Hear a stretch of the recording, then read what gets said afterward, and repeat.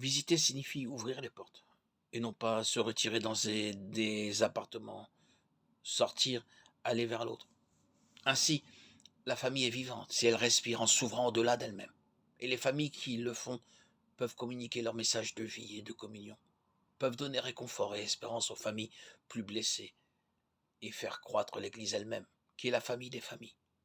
La famille n'est pas un objet sur lequel on communique des opinions ou un terrain ou mener des batailles idéologiques, mais un milieu où on apprend à communiquer dans la proximité.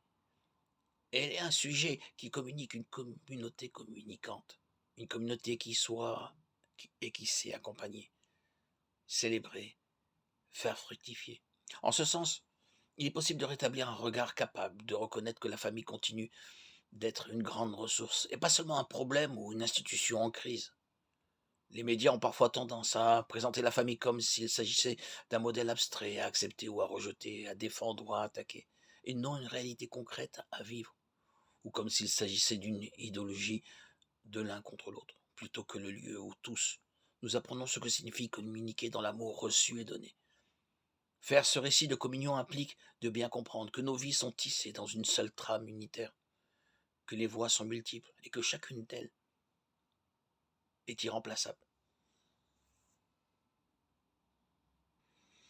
Chaque famille ne doit pas avoir peur de montrer sa joie d'avoir répondu à l'appel du Seigneur.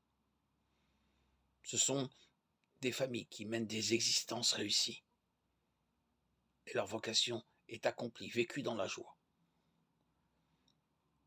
Répondre à l'appel du Seigneur, à son choix d'amour et de témoignage de son évangile est une réalisation